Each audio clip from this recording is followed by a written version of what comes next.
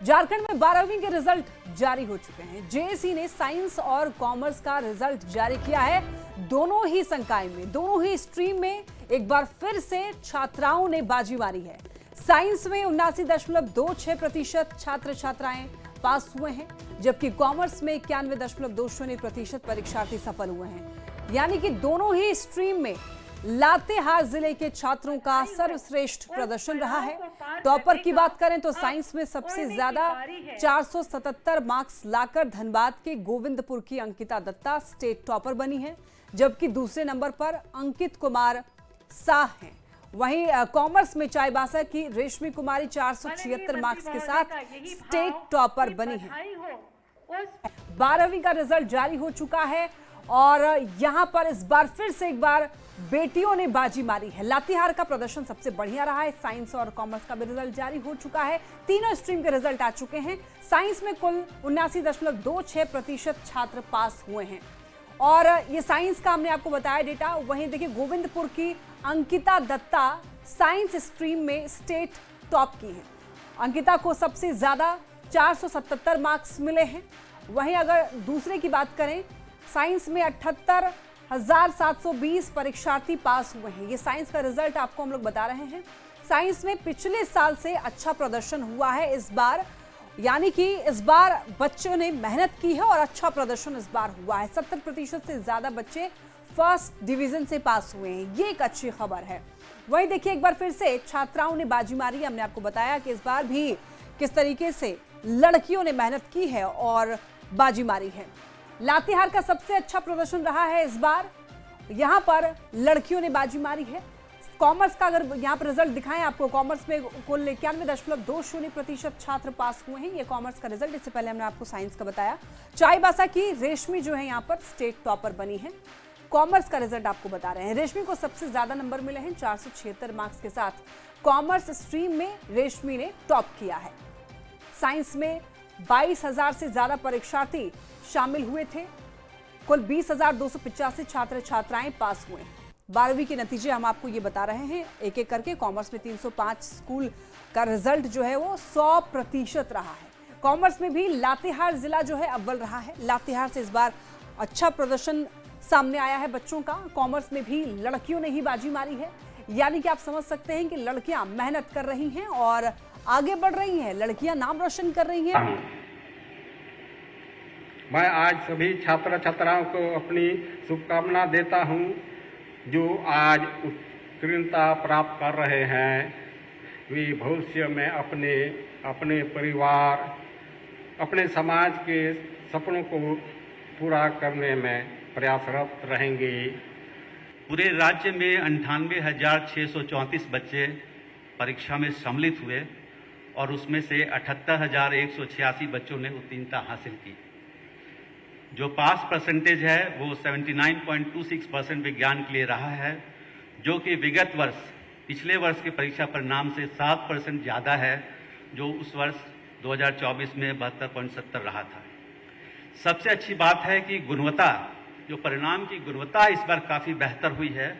58,720 बच्चों ने प्रथम श्रेणी में उत्तीर्णता हासिल की है और यहाँ झारखंड के बच्चों ने लगता है बहुत मेहनत की है कि इस तरह से मोर देन 70% बच्चों ने प्रथम श्रेणी में इस परीक्षा को पास किया है।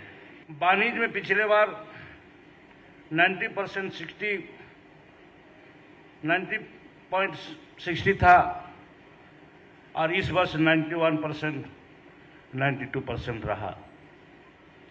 निश्चित तौर पर आज पिछले वर्ष के समतुल्य में हम अच्छा रिजल्ट हम पाए हैं। आइए बढ़ते हैं खबरों में आगे। चाईबासा में देखिए सारंडा के जंगल में कल सुरक्षा बलों और नक्सलियों के बीच में मुठभेड़ हुई थी, जिसके बाद सर्च ऑपरेशन में भारी मात्रा में विस्फोटक बरामद हुए। 50 पैकेट से ज्यादा विस्फोटक मिले हैं, जिसको लेकर संभावना ये जताई जा रही है कि पिछले दिनों ओडिशा में हुई विस्फोटक लूट का ये हिस्सा हो सकता है। 27 मई को ओडिशा में एक ट्रक से 4 टन विस्फोटक ले सकते हैं ये सामान जो है वो बरामद किए गए हैं। मंगलवार को ओडिशा में ये लूट का मामला सामने आया था। घायल जवान राउरकेला अस्पताल में भर्ती कराए गए हैं। आईडी ब्लास्ट में घायल हुए थे एक जवान। सर्च ऑपरेशन अभी भी जारी है। सारंडा के जंगल में मुठभेड़ का ये मामला और आपको ये बताते चलें 50 पैकेट से ज्यादा विस्फोटक मिले हैं, जिसको लेकर ये संभावना जताई जा रही है कि पिछले दिनों ओडिशा में हुई विस्फोटक लूट का ये हिस्सा हो सकता है। चाईबासा से खबर मिल रही है। देखिए, युवक हत्याकांड का खुलासा हुआ है।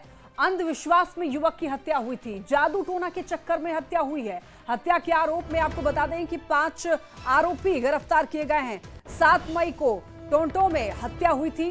राजन का तालाब से शव मिला था। हत्याकांड का खुलासा हुआ है। ये बड़ी खबर, अंधविश्वास में युवक की हत्या की गई। देखिए, यहाँ पर बता दें, जादू टोना के चक्कर में हत्या का ये मामला सामने आ रहा है। हत्या के आरोप में 5 आरोपियों को गिरफ्तार किया गया है। 7 मई को टोंटो में हत्या की गई थी। राजन का तालाब से शव मिला था। बोकारो से एक बड़ी खबर है, जहां पर एक महिला से गैंग रेप के मामले में पुलिस ने बड़ी कार्रवाई की है। सभी 4 आरोपियों को घटना से 24 घंटे के भीतर गिरफ्तार कर लिया गया है। पुलिस के मुताबिक पीड़ित महिला और उसका पति बोकारो में वहां पर एक अस्पताल भवन में दरअसल यहां पर मजदूरी कर रहे थे। आपको ये बता दें कि 29 मई की रात में पति पत्नी बाजार के लिए गए हुए थे और हालांकि इस दौरान महिला के पति ने शराब पी रखी थी और नशे की हालत का फायदा उठाकर टोटो चालक विशाल कुमार ने दोनों को घर छोड़ने की बहाने वहां पर गाड़ी में उनको बिठाया और एक खंडहर नुमा भवन में ले जाकर के महिला के साथ गैंग रेप की वारदात को अंजाम दिया। जो कृष्णा कुमार है, इन्हीं के टोटो में इनको जो है बिठा के ले जाया गया था और जो यहाँ के डीएसपी है, हमारे सिटी डीएसपी आलोक रंजन, उनके अंडर एक टीम का गठन किया गया था, जिसमें कि डिटेक्शन कम छापामारी दल में शामिल थे। टीम के द्वारा बहुत त्वरित कार्रवाई करते हुए इसका उद्भेदन किया गया है और चारों जो अभियुक्त थे उनको गिरफ्तार करके आज न्यायिक अग्रसारित किया जा रहा है, न्यायिक अभिरक्षा। बोकारो में एक मजदूर की पत्नी के साथ 4 युवकों ने दरिंदगी करते हुए गैंग रेप की घटना को अंजाम दिया है। हम खड़े हैं सदर अस्पताल पे। ये सदर अस्पताल का यह मल्टी स्टोरेज जो है सीसीयू बिल्डिंग बन रहा है। यहीं पर मजदूर अपनी पत्नी के साथ काम करता था। 29 तारीख को शाम 8:30 बजे वह धुंधीबाद बाजार करने के लिए गया। उसके बाद उसने एक जगह बैठकर शराब पी। शराब दोनों पति पत्नी ने ही पी। उसके बाद से जैसे ही ये लोग वहाँ से निकले, वहीं उसके साथ शराब पीने वाला विशाल नाम का एक युवक है, वह एक टोटो चालक को सेट करता है और टोटो चालक को सेट करने के बाद दोनों पति पत्नी को बैठाता है और उसके बाद सेक्टर 12A में एक स्कूल के सुनसान भवन में ले जाता है, जहां बारी बारी से 4 युवकों के द्वारा उसके पति के सामने उसकी पत्नी के साथ दरिंदगी होती है और गैंग रेप की घटना को अंजाम दिया जाता है। जो पीड़िता है वह रो रो कर जब लोगों को यह बात बताती है तो उसके बाद इसकी जानकारी सेक्टर 12 थाना पुलिस को मिलती है। उसके बाद सेक्टर 12 थाना पुलिस आनन फानन में इस घटना के उद्भेदन में लग जाती है। एसपी हरविंदर सिंह जो नए कप्तान हैं, उनके निर्देश पर एक एसआईटी टीम का गठन होता है और इस मामले में 4 लोगों को गिरफ्तार किया गया है, जिसका नाम विशाल कुमार, कृष्ण कुमार, अजय कुमार और साहिल कुमार है, जिसमें एक टोटो ड्राइवर भी है और टोटो को भी जब्त कर लिया गया है। हम कह सकते हैं कि मजबूरी का फायदा और शराब का नशा का फायदा उठाकर 4 युवकों ने बोकारो में एक घिनौनी हरकत को। कैदी ने फांसी लगा ली। हजारीबाग सेंट्रल जेल का यह मामला है, जहां पर एक कैदी ने खुदकुशी की। कैदी ने फांसी लगाकर जान ले ली है अपनी। पूर्व नक्सली था छोटा श्यामलाल, पूर्व नक्सली ने सरेंडर किया था। 9 फरवरी 2021 को दुमका से आया था। 8 मामले में कार्रवाई चल रही थी। जेल प्रशासन ने शेख भिखारी मेडिकल कॉलेज से शेख भिखारी मेडिकल कॉलेज ले जाने की दरअसल जानकारी मानवाधिकार आयोग को दी गई है और आपको ये बताते चलें कि इस घटना के बाद में जेल प्रशासन में हड़कंप मचा हुआ है। आत्महत्या के कारणों का अब तक फिलहाल पता नहीं चल पाया है। जांच में जेल प्रशासन जुटी हुई है।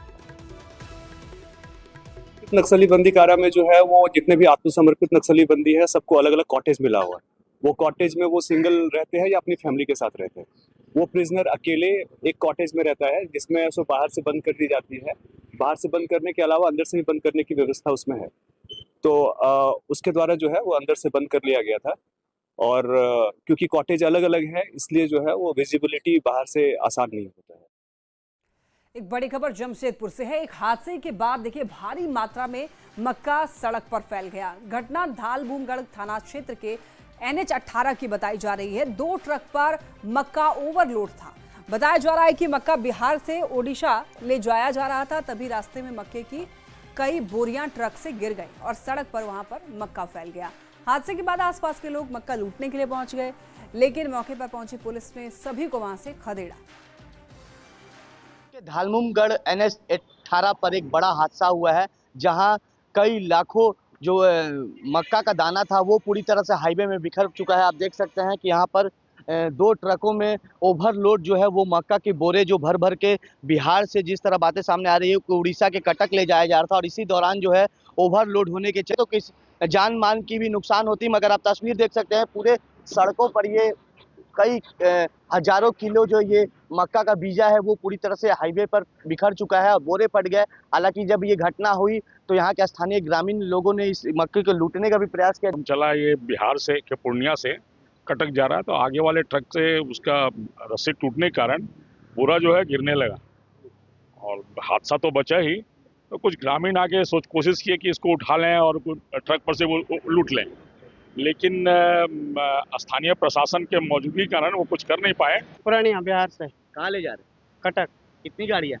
2। कौन मालिक, कौन कंपनी का है?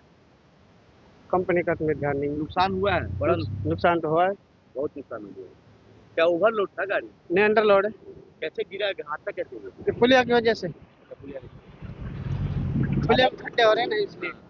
हालांकि चालक का कहना है कि हाईवे में जो गड्ढे हो गए उसके चलते ये घटना हुई है। मगर तस्वीर देख सकते हैं, पूरे हाईवे में इसी तरह कई बोरे जो है वो फट कर जो मक्का है वो पूरी तरह से सड़क पर बिखर चुका है और ये कहीं ना कहीं एक तरफ बड़ा हादसा टला है। मगर दूसरी तरफ आपको बता दूं कि जिस मक्का मालिक का ये मक्का का बीजा जो जा रहा था, इससे कहीं ना कहीं ये लाखों का नुकसान हुआ है। फिलहाल जिला प्रशासन के मुस्तैदी के बाद जो गांव के लोग इस मक्के को लूट नहीं पाए। हालांकि पूरी तरह से इस व्यवस्था को दुरुस्त किया जा रहा है और मक्का का जो ओवरलोडिंग है फिर से ट्रक में सुचारू रूप से रखा जा रहा है, जिसके बाद ये जो आवागमन है वो फिर से सुचारू रूप से शुरू हो जाएगा। न्यूज़ 18 के लिए जमशेदपुर से आशीष कुमार तिवारी। खबर रांची से मिल रही है, जहां पर नगर निगम की ओर से ऑनलाइन टैक्स पेमेंट करने वाले टैक्स पेयर्स के लिए अब नया ऑफर लाया गया है। रांची नगर निगम ने व्हाट्सएप चैट बोर्ड भी लॉन्च किया है, जिसका नंबर है 8986627070। इसकी सहायता से लोग अपनी राशि का भुगतान कर सकते हैं। नगर निगम के उप प्रशासक की अगर माने 10% की छूट दी जा रही है, वहीं ऑफलाइन भुगतान पर 5% की छूट दी जा रही है। नगर निगम के द्वारा जन सुविधा को देखते हुए ऑनलाइन प्रक्रिया आरंभ की गई है WhatsApp chat board. WhatsApp chat board के माध्यम से लोग सीधे अपना property tax, trade tax, water tax और वेस्ट यूजर चार्ज का भुगतान कर सकते हैं।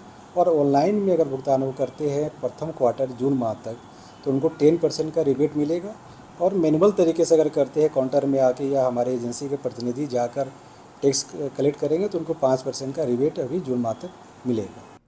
खबर धनबाद से, जहां पर 14 साल बाद दुकान मालिक को उसके दुकान पर कब्जा मिला है। 14 साल से दुकान मालिक और किराएदार के बीच में कोर्ट में यह मामला चल रहा था। कोर्ट ने दुकान के मालिक के पक्ष में फैसला दिया, जिसके बाद दुकान को खाली कराकर उसके मालिक को उस पर अब कब्जा दिलाया गया है। झरिया के सोना पट्टी के रहने वाले दिलीप भीट ने यहां पर सत्यनारायण अग्रवाल को 2011 में किराए पर दुकान दिया था। 14 साल बाद कोर्ट ने दुकान मालिक के पक्ष में फैसला दिया है। हालांकि इस बीच दुकान मालिक दिलीप भीट का 2020 में निधन हो गया। उनके बच्चों ने ये केस लड़ा और केस अपने पक्ष में इनको फैसला सुनाया गया है। 11 से केस चल रहा था, 2019 में डिग्री हुआ और आज जाकर के 2025 में मेरे दुकान हमको हैंड ओवर मिला। कब्जा मेरे भरदार है सत्यनारायण अग्रवाल, उनके अंडर में दुकान था और मेरे पापा केस स्टार्ट किया था। मेरे पापा का नाम दिलीप कुमार भीट हुआ। 2011 से पापा केस चलाए थे, आज 2025 में जाकर के हमको हैंड ओवर मिला है। ये दुकान 2012 का केस, दुकान खाली करने का केस किया गया। जो इस दुकान में भाड़ा भी नहीं देते थे, उस पश्चात इसको डिग्री हुआ। विपक्षी उस डिग्री के विरोध और अपील भी किए हाई कोर्ट तक, जो सभी खारिज हो चुके हैं। बोकारो में रजिस्ट्री कार्यालय की हालत बेहद खराब है। पीने के पानी की सुविधा नहीं है, लोगों के बैठने की कोई व्यवस्था नहीं है, जिसकी वजह से लोग जहां तहां फर्श पर या सीढ़ियों पर बैठे रहते हैं। काम कराने के लिए लोगों को घंटों इंतजार में खड़े होना पड़ता है। फैंस लगाए जाए, प्लास्टिक के चेयर्स लगाए जाए, बस इतनी ज़रूरत है अभी फ़िलहाल। तो वॉशरूम्स मुझे थोड़े गंदे दिखे, वहाँ पे थोड़ा गंदा है वाटर कूलर के पास, उसकी थोड़ी सफाई होनी चाहिए। व्यवस्था तो नहीं है कुछ, बैठने का भी पानी उनी का होना चाहिए, सब तो नहीं है। और भी बैठने का भी तो और जगह होना चाहिए। कितना देर खड़ा रहना पड़ता है लाइन में? वो तो 1-1, 2-2 घंटा तक रहना पड़ता है। एसी की व्यवस्था होनी चाहिए लोगों के लिए। भाई सबसे ज़्यादा रेवेन्यू देने वाला ये जगह है और सरकार को इससे बेनिफिट होता है, तो स्वाभाविक सी बात है जनता को सुविधा देना चाहिए। बैठने उठने को लेकर के हाँ, असुविधा है, लोग खड़े हैं यहाँ पे और हम लोग इसके लिए बातचीत किए हुए हैं। हमको लगता है सप्ताह भर में सब बैठने का व्यवस्था जो है बढ़िया सुविधा उपलब्ध करा दिया जाएगा। गुमला के चैनपुर थाना क्षेत्र के बुकमा गांव में जंगली हाथियों ने बीती रात तांडव मचाया और एक किसान के घर को बुरी तरह क्षतिग्रस्त कर दिया। परिवार के लोगों ने किसी तरह भागकर अपनी जान बचाई, लेकिन घर को पूरी तरीके से तबाह कर दिया। हाथियों के झुंड ने स्कूल की खिड़की दीवारों को भी तोड़ दिया है। स्कूल में रखा हुआ अनाज भी हाथी चट कर गए। रात में हुई, लगभग हम लोग सो रहे थे तो 11 बजे जंगली हाथी आया और घर को खप्पर सबको खींचने लगा। हम लोग को क्या है क्या नहीं मालूम नहीं हुआ। हम लोग डर के भागे बाहर और पता चल रहा है कि हाथी आया है और घर को पूरा तोड़ रहा है। शराब घोटाला मामले में एसीबी ने इन्वेस्टिगेशन के लिए निलंबित आईएएस विनय कुमार चौबे और निलंबित संयुक्त उत्पाद आयुक्त अधिवक्ता ने उनकी खराब सेहत का हवाला दिया है। किडनी खराब होने के साथ ही बीपी संबंधित बातों का भी जिक्र किया गया है, जिसके बाद कोर्ट ने ये कहा कि विनय चौबे की स्वास्थ्य जांच के लिए मेडिकल बोर्ड के द्वारा ही निर्णय लिया जाएगा। रिमांड की मांग नहीं की गई थी। विनय चौबे, हम गजेंद्र सिंह के तरफ से अपीयर करे थे। विनय चौबे के एडवोकेट ने कहा उनकी बीमारी का वास्ता दिया, तो कोर्ट ने ऑर्डर किया कि पहले उन्हें जुडिशियल कस्टडी में जेल भेजा जाएगा। रिपोर्ट कॉल करके मेडिकल बोर्ड का उनको फर्दर इलाज की जरूरत होगी तो रिम्स रेफर। गिरफ्तारी को भी चैलेंज किया गया है कोर्ट में? हाँ, गिरफ्तारी को चैलेंज किया गया है। हम लोगों ने लिया है कि हम लोगों को ग्राउंड ऑफ अरेस्ट नहीं बताया गया था, और दूसरा कि आर्टिकल 22(1) में हम लोगों को लीगल असिस्टेंस का राइट है, वो नहीं किया गया। शराब घोटाले मामले में इन्वेस्टिगेशन को लेकर एसीबी के द्वारा विनय चौबे, वरीय निलंबित आईएएस विनय चौबे और संयुक्त उत्पाद आयुक्त जो कि अब निलंबित हैं, उन दोनों को 2 दिनों की पुलिस रिमांड पर लिया गया था। इस दरमियान उनसे पूछताछ की गई। हालांकि बता दें कि गजेंद्र सिंह के साथ 2 दिनों तक एसीबी ने पूछताछ की।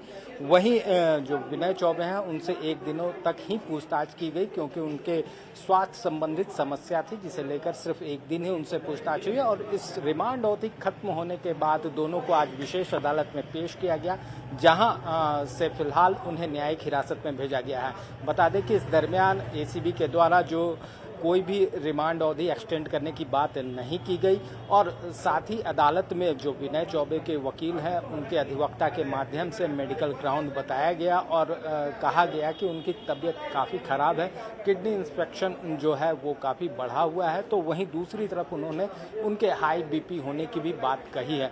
फिलहाल इस पूरे मामले में अदालत ने उन्हें न्यायिक हिरासत भेजे जाने की बात कही है, और ऐसे अदालत के द्वारा भी निर्देश दिया गया है। तो फिलहाल कहा जा सकता है शराब घोटाले मामले में लगातार जो पूछताछ का सिलसिला है वो भी जारी है। अब देखना होगा कि इस मामले में इन दोनों से हुई पूछताछ के आधार पर आगे किस तरह से कार्रवाई की जाती है। कैमरामैन संजीव तिवारी के साथ ओम प्रकाश, न्यूज़ 18 रांची। रामगढ़ में कांग्रेस की ओर से जिला स्तरीय संविधान बचाओ रैली का आयोजन किया गया। इसमें प्रदेश कांग्रेस अध्यक्ष केशव महतो कमलेश, स्वास्थ्य मंत्री इरफान अंसारी, विधायक ममता देवी के साथ पूर्व कांग्रेस अध्यक्ष राजेश ठाकुर शामिल हुए। केशव महतो कमलेश ने सरना धर्म कोड लागू करने की मांग की और इसकी अनदेखी पर बीजेपी पर निशाना साधा।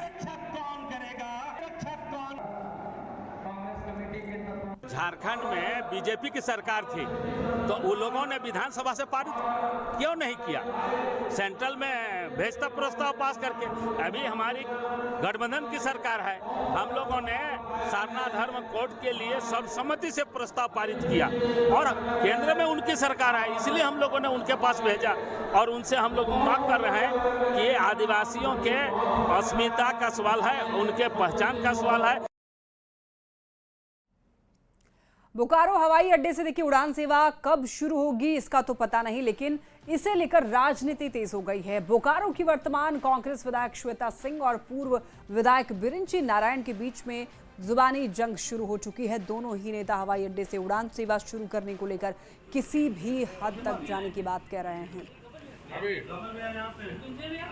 इस बीच एक बड़ी खबर मिल रही है, देखिए नक्सलियों पर नकेल एनआईए का बड़ा एक्शन है। साजिश मामले में बड़ी कार्रवाई हुई है। 3 के खिलाफ चार्जशीट दायर की गई है। तीनों नक्सली गिरिडीह के बताए जा रहे हैं। केंद्रीय जांच एजेंसी एनआईए ने झारखंड माओवादी साजिश मामले में 3 आरोपियों के खिलाफ चार्जशीट दायर की है। तीनों आरोपी गिरिडीह के पारसनाथ क्षेत्र में माओवादी गतिविधियों, जबरन वसूली और हत्या कोरा और रामदयाल महतो चार्जशीट दायर किया गया है। ज्यादा जानकारी के लिए न्यूज़ 18 संवाददाता शंकर हमारे साथ जुड़ रहे हैं। शंकर, देखिए एनआईए का एक बहुत बड़ा एक्शन है, 3 के खिलाफ चार्जशीट दायर किया गया, एक बार पूरी जानकारी दीजिए। देखिए, केंद्रीय जांच एजेंसी एनआईए ने जिस तरह से झारखंड में जो माओवादियों के खिलाफ एक बड़ी कार्रवाई को अंजाम देते हुए जिस तरह से 3 आरोपियों के खिलाफ चार्जशीट दायर किया गया है, उसमें जो प्रमुख नाम है उसमें वो कृष्णा हंसदा, अभिजीत कोरा और रामदयाल महतो, इन तीनों की अगर बात करें तो ये झारखंड में नक्सलवाद को आगे बढ़ाने में काफी चर्चित ये चेहरे माने जाते थे। लेकिन जिस तरह से इस मामले में जांच एजेंसी एनआईए के द्वारा विस्तार से तफ्तीश की गई और साल 2023 में कृष्ण हंसा की गिरफ्तारी की गई और गिरफ्तारी के बाद जब उससे विस्तार से पूछताछ की गई तो उसके बाद कई महत्वपूर्ण जानकारी निकली और उसी के आधार पर खास तौर पर गिरिडीह और हजारीबाग, चतरा और इस इलाके में जिस तरह से नक्सलवाद को आगे बढ़ाने में इन आरोपियों की भूमिका थी, तो इन तमाम मामलों की गंभीरता को देखते हुए विस्तार से तफ्तीश की गई और उसी के आधार पर चार्जशीट फाइल किया गया है। और उस चार्जशीट बिल्कुल शंकर, एक बहुत बड़ा एक्शन, बहुत बड़ी कार्रवाई हुई है। बहुत धन्यवाद आपका इन तमाम जानकारियों के लिए।